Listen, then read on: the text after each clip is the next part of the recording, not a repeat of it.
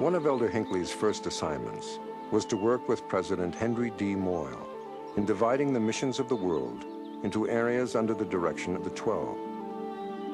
Although at the time he was an assistant to the 12, Elder Hinckley was given responsibility for the work in Asia. Over the next 8 years, he would travel to the Orient 21 times. The church was small and weak in that part of the world. We had no buildings. We met in small rented homes, but it's been my great and satisfying experience to see the miracle of what's happened in Asia. And out of that number have come strong leaders, men and women who through all of these years have kept the faith and grown in their capacity and filled great responsibilities in that wonderful part of the earth, an area which I greatly love. President Gordon B. Hinckley is without question the father of the church in Asia. I can still see President Hinckley situated in some dark, unheated, partially unlighted meeting hall where people were crouched in discomfort sometimes, with a wonderful, peaceful, happy look on his face, expressing courage, expressing love, expressing faith, inspiring the people to think that this was paradise if they could have the Spirit of the Lord in their lives. I've tramped over that part of the earth a great deal, worked with the missionaries, and loved the people, and they will always have.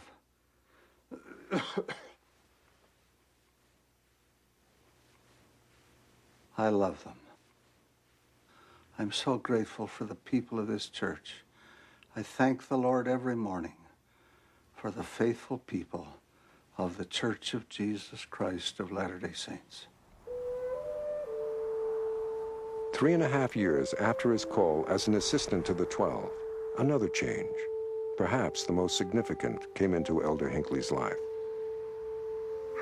It was early Saturday morning on the last day of September 1961 when Marjorie answered the telephone. It was President David O. McKay.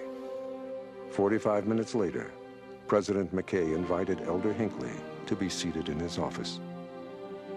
He spoke of my grandfather, who came from Nauvoo to this valley, who responded to a call from Brigham Young to go down and build Cove Fort.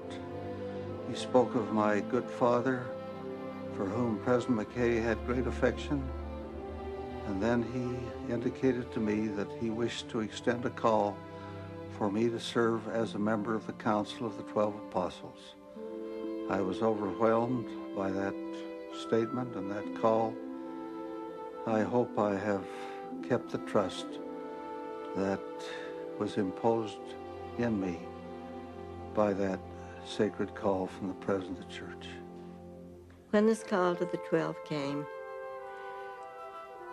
we knew that he felt very humbled by it, but we knew that he could do a wonderful work for the Lord, and he did. He was blessed.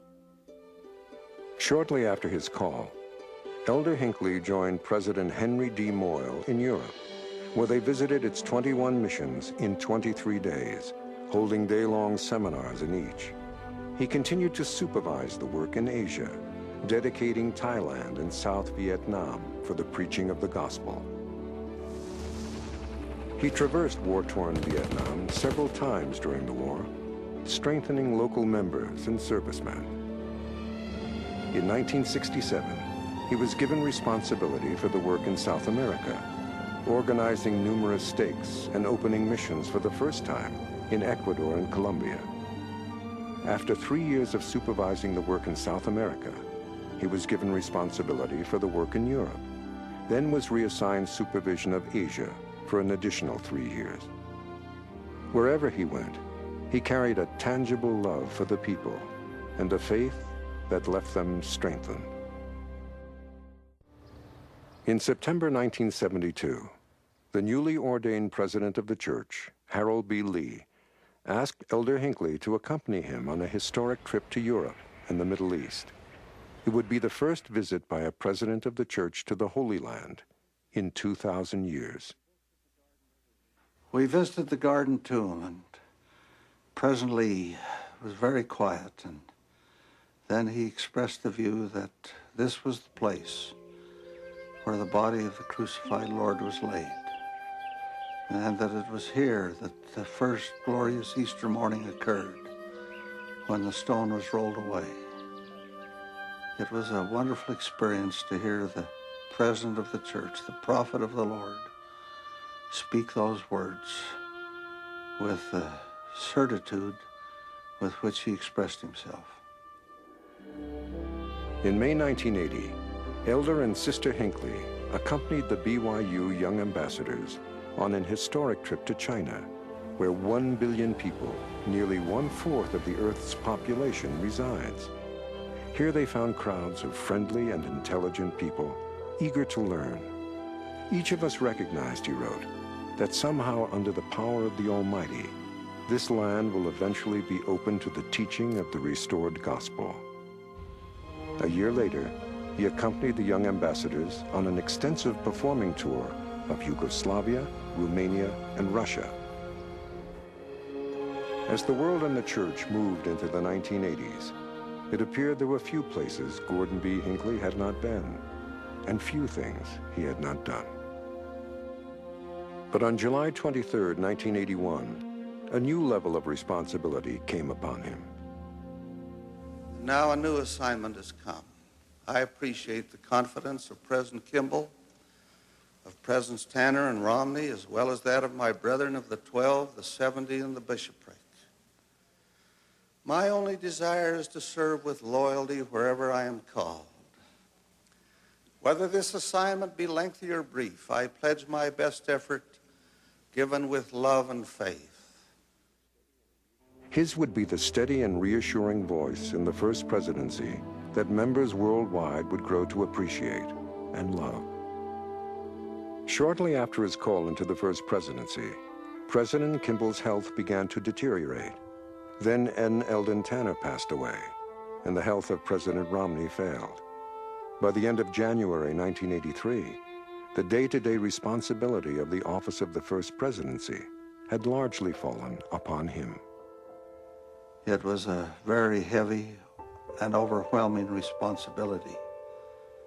It was an almost terrifying load at times.